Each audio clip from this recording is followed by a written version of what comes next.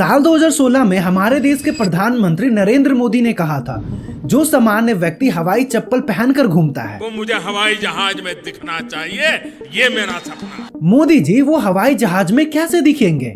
अगर हवाई चप्पल पहनने वाले को दिल्ली से अगर बेंगलुरु जाना है तो उसे 15 से 20 हजार रुपया पे करने होंगे 3 घंटा का फ्लाइट के लिए, तब जाके वो हवाई चप्पल वाला हवाई जहाज में दिखेगा।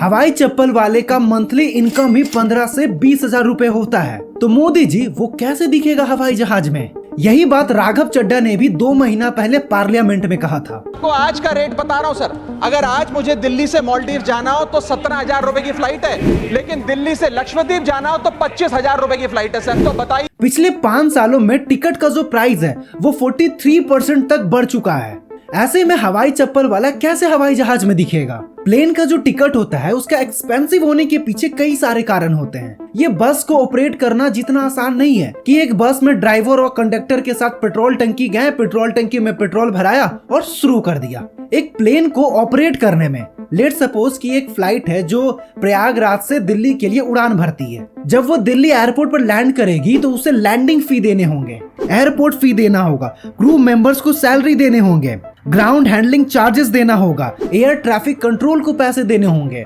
और भी कई तरह के तमाम चीजें हैं। And most important, fuel. Bharat में जो एक्सपेंसिव टिकट्स हैं हम उनका कंपैरिजन अमेरिका जैसे देशों से भी करेंगे, क्योंकि भारत सिविल एविएशन इंडस्ट्री में टॉप 5 में आता है।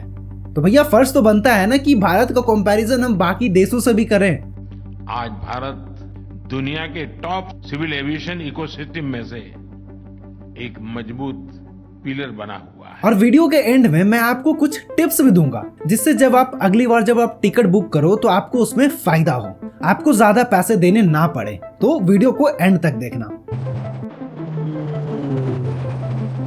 टिकट एक्सपेंसिव होने के पीछे सबसे बड़ा कारण होता है फ्यूल, एविएशन टरबाइन फ्यूल।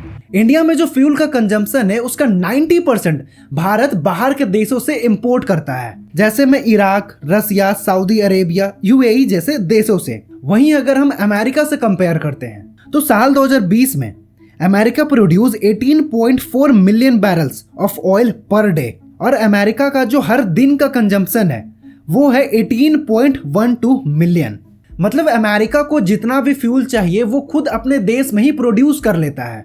लेकिन भारत के साथ तो ऐसा नहीं है। भारत 90% क्रूड ऑयल बाहर के देशों से मंगवाता है। भारत सबसे पहले बाहर के देशों से क्रूड ऑयल खरीदता है, फिर ऑयल मार्केटिंग कंपनियां like Indian oil, Bharat petroleum, Hindustan petroleum crude oil को रिफाइन करती है, एविएशन टरबाइन फ्यूल। इसके बाद ऑयल मार्केटिंग कंपनियां सेंट्रल को एक्साइज ड्यूटी पे करती है 2% और 11%।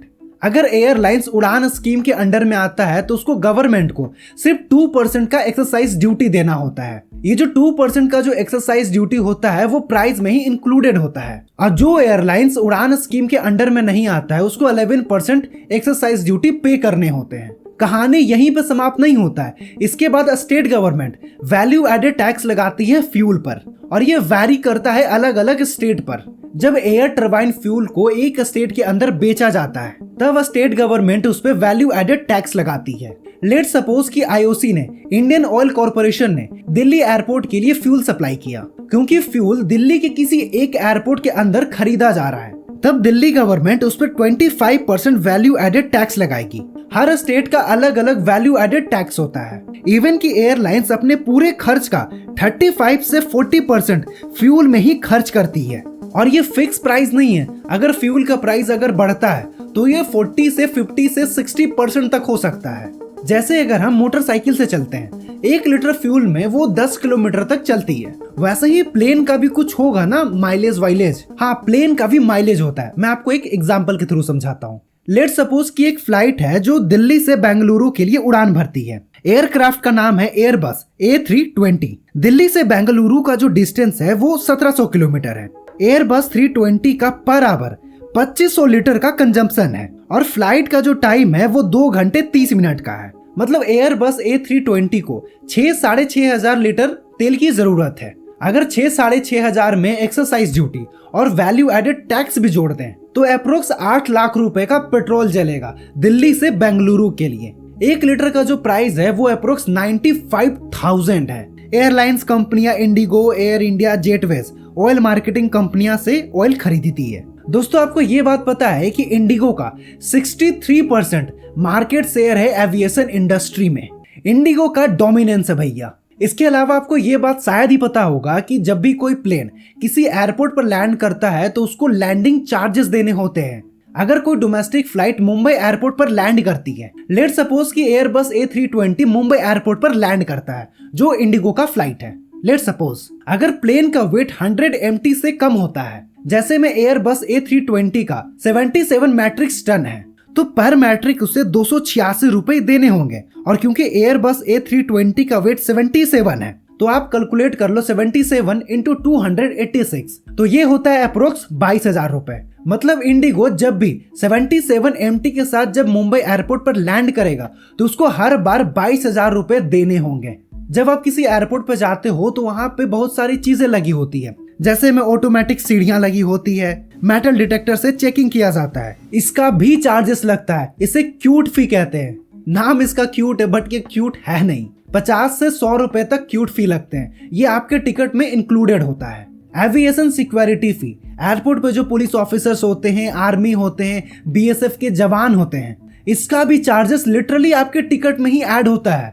इसका भी चार्जेस आपको ही देने होते हैं 236 रुपए। Airport to airport, state to state ये वैरी करता है। अगर मैं आपको आसान भाषा में समझाऊं तो आप एयरपोर्ट पे जो भी देखते हो, इक्विपमेंट देखते हो, वर्कर्स देखते हो, पायलट्स देखते हो, हर चीज का चार्जेस आपसे ही लिया जाता है आपके टिकट के थ्रू।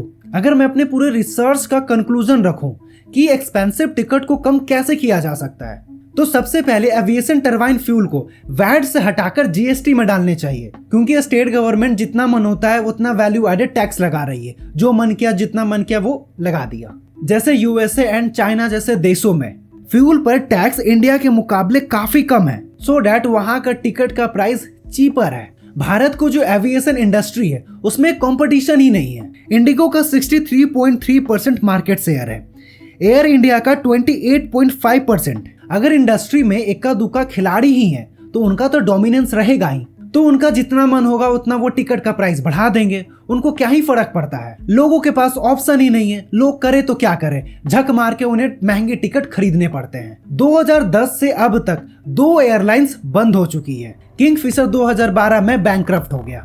सेम चीजें 2019 में जेट एयरवेज के साथ हुआ। मुझे एक चीज समझ में नहीं आ रहा है कि एक तरफ एयरलाइंस बंद हो रही है और दूसरी तरफ इंडिया का जो एविएशन इंडस्ट्री है वो ग्रो कर रहा है। दुनिया के टॉप सिविल एविएशन इकोसिस्टम में से सिविल एविएशन सेक्टर की ग्रोथ अभूतपूर्व है। 2016 में भारत में उड़ान स्कीम आया था, उड़े देश का आम नागरिक। ये स्कीम पूरी तरह से फ्लॉप कर गया है। इस पे मैं एक डिटेल वीडियो लाऊंगा, क्योंकि थोड़ा सा बताकर मैं आपको भी कंफ्यूज नहीं करना चाहता हूँ, जिसके लिए अब तक आप लोग इंतजार कर रहे थे कि टिकट का प्राइस हम कम प्राइस में कैसे बुक करें। जब भी आप टिकट बुक करते हो तो आप एक चीज नोटिस करना, मान लो कि आपको अहमदाबाद से दिल्ली जाना है, तो आप देखना कि अलग अलग टाइम पर टिकट के प्राइस वैरी करेंगे। मान लो कि सुबह 10 बजे टिकट का प्राइस है वो है 10,000, फिर आप देखोगे कि 3 बजे वो टिकट का प्राइस सिर्फ 8,000 है, और फिर आप रात में देखोगे कि वो टिकट का प्राइस 15,000 रुपए है। आपको इस बात का ध्यान देना है कि एक ही दिन में मल्टीपल फ्लाइट्स होते हैं और उसका टिकट भी अलग अलग वैरी करता है। जरूरी नहीं है कि एक इकोनॉमी क्लास का है और दूसरा बिजनेस क्लास का है, दोनों इकोनॉमिक क्लासेस भी हो सकते हैं। तो बुक करने से पहले ये चीज जरूर देखना।